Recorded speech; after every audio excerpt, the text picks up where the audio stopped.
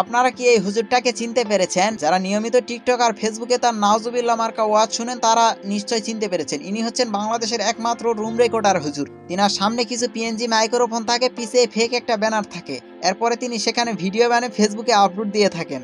এই জন্যই তো অনেকেই তাকে নাম দিয়েছে কপিউর রহমান, আবার অনেকেই নাম দিয়েছে পিএনজি হুজুর, অনেকে আবার নাম দিয়েছে রুম রেকর্ডার রহমান। এক একজন কিন্তু তাকে এক এক নাম দিয়েছে। আর তার কোনো ভিডিওর কমেন্ট বক্স যদি চেক করেন তাহলে কিন্তু আপনার ওজু নষ্ট হয়ে যাবে। তার বাপ মাকে যে মানুষ এত উপাধি দেয় তাও এই রুম রেকর্ডারের লজ্জা হয় না। তিনি একবার রুমের ভিতরে ওয়াজ করতে করতে বলেছিলেন যে নুরা ফাতেহি একজন কানাডিয়ান ডান্সার, এক কথায় তিনি বলিউড আইটেম গার্ল। তিনি স্বামী হিসাবে এমন একজনকে চায় তিনি আল্লাহকে ভয় করেন। সে তার 30 থেকে 32 বছর বয়সে এসে বুঝতে পেরেছে যে যার ভিতরে আল্লাহর ভয় নাই সে স্বামী হিসাবে কখনো পারফেক্ট হতে পারে না। শুধু এখানেই শেষ নয়, তিনি নুরা ফাতেহিকে জ্ঞান দিতে দিতে আরো বলেন, আগে যা হয়েছে ভুলে যান, সেসব ছেড়ে দিয়ে আপনি এখন ভালোর পথে ফিরে আসেন, ভালো একজন হুজুরকে দেখে বিয়ে করেন। বিশ্বাস করেন ভাই, আমি নিজেও জানতাম না যে নুরা ফাতেহি একজন কানাডিয়ান ডান্সার। আমি তো ভেবেছিলাম যে নুরা ফাতেহি হয়তো ইন্ডিয়া বা আমেরিকার কোনো এক দেশের নায়িকা বা ডান্সার, যাই হোক কি হবে।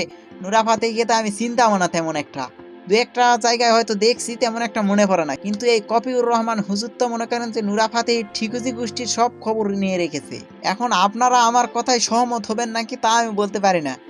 এই নুরা ফাতেহিকে কিন্তু এই কপিউর রহমান ছাড়া কি অন্য কোনো হুজুর বিয়ে করতে রাজি হবে? কারণ অন্য কোনো হুজুর তো তার ঠিকুজি গোষ্ঠী কিছু জানে না, কিন্তু এই হুজুর তো তার সব ঠিকুজি গোষ্ঠী জানে। শুধু এখানেই শেষ নয়, হুজুর কিন্তু তার আরেকটি ওয়াজে বলেছিলেন যে মেয়েদের জন্য ডান্স করা যায়, তবে কিন্তু নুরা ফাতেহি মার্কার ডান্স করা যাবে না, ক্যাটরিনা কাইফের মতো ডান্স করা যাবে না, বলিউড আইটেম গার্লের মতো ডান্স করা যাবে না, টিকটকে থার্ড ক্লাস মেয়েদের মতো ডান্স করা যাবে না। তবে মেয়েরা একা একা চাইলে শালীনতা বজায় রেখে কিন্তু ডান্স করতে পারবে। আবার অনেকেই বলে থাকেন যে এই হুজুর এত নায়িকাদেরকে চিনে কেমনে। দেখেন ভাই, তিনি একজন হচ্ছেন ট্রেন্ডি হুজুর। আর যত নায়ক নায়িকা গায়ক গায়িকা আছে, এমনকি দুষ্ট নায়িকাদেরও খবর এই হুজুরের কাছে রাখতে হয়। কারণ যখন যেই বিষয় ট্রেন্ডে উঠবে তখন তাকে একটা রুমের মধ্যে এরকম ফেক ব্যানার লাগে ওয়াজ করতে হবে, তাছাড়া তো আর কি ভাইরাল হওয়া যাবে না। তবে পরীক্ষার খাতায় কিন্তু ব্যাক বেঞ্চাররাও কিন্তু এতটা কপি করতে পারে না যতটা এই কপিউর রহমান অন্য হুজুরের ওয়াজকে কপি করে থাকেন। সর্বপ্রথমে কিন্তু তিনি মিজানুর রহমান আজহারীকে কপি করে কয়দিন চললেন।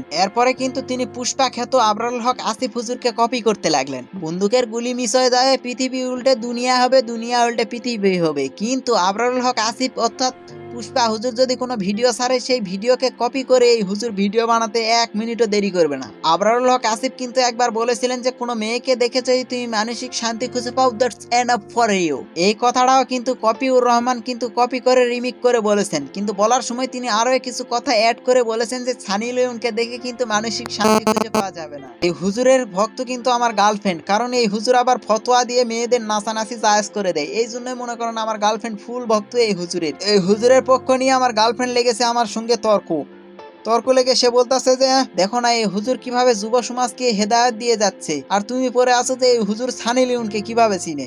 এই জন্যই তো মানুষ বলে যে কারো ভালো করতে নেই। সব মানুষের ভিতরে কোনো না কোনো একটা ট্যালেন্ট থাকে। তেমনি এই খেজুর, একে তো হুজুর বলা যাবে না, তেমনি এই খেজুরের মধ্যেও একটা ট্যালেন্ট আছে, সেটা হচ্ছে কপি করা। আর সেই কপিকে পুঁজি করেই তিনি কিন্তু এখন নেট দুনিয়ায় ভাইরাল হয়েছে। হোক সেটা বাপ মা গালি খিলে হোক আর নিজে গাল খেয়ে হোক, যেভাবে হোক তিনি তো ভাইরাল হয়েছে। তিনি আবার রুমের ভিতরে বসে বসে এমন রঙ্গভঙ্গিতে কথা বলেন যেমন মিজানুর রহমান 8-10 লক্ষ লোকের মাহফিলেও এমন ভাবে অঙ্গভঙ্গি দিয়ে কথা বলেন না। তিনি এই রুম রেকর্ডার হুজুর যেভাবে একটা রুমের ভিতরে কথা বলেন, মনে হয় যে তার সামনে মনে করেন যে 2-4-10-20 লাখ লোক আছে, কিন্তু আজতে একটা লোকও নেই। আর রুমের ভিতর তার নাউজুবিল্লাহ মার্কা বয়ান শুনতে আবার কে আসবে। এই কপিউর রহমান আবার মনে করেন রোজার সময় এক ওয়াশ করেছিল, মানে ওয়াশ বলা যায় না, ওয়াশ তো ভালো শব্দ, ওয়াশ চুল মার্কা ওয়াজ করেছিল। আরবিটা আপনারা বুঝে নিয়েন। সেই ওয়াজে তিনি বলেছিলেন যে রোজা রেখে গার্লফ্রেন্ড বয়ফ্রেন্ডের সঙ্গে কথা বললে রোজা ভেঙে যাবে না বা রোজার কোনো ক্ষতি হবে না, তারা চাইলে একে অপরের সঙ্গে কথা বলতে পারে। কিন্তু এই হুজুরেরও কিন্তু গার্লফ্রেন্ড আছে। আবার অনেকে বলবেন যে হুজুরের আবার গার্লফ্রেন্ড থাকে নাকি। দেখেন ভাই, এই হুজুর কিন্তু একটা ওয়াজে বলেছিল যে তারও একটা গার্লফ্রেন্ড ছিল,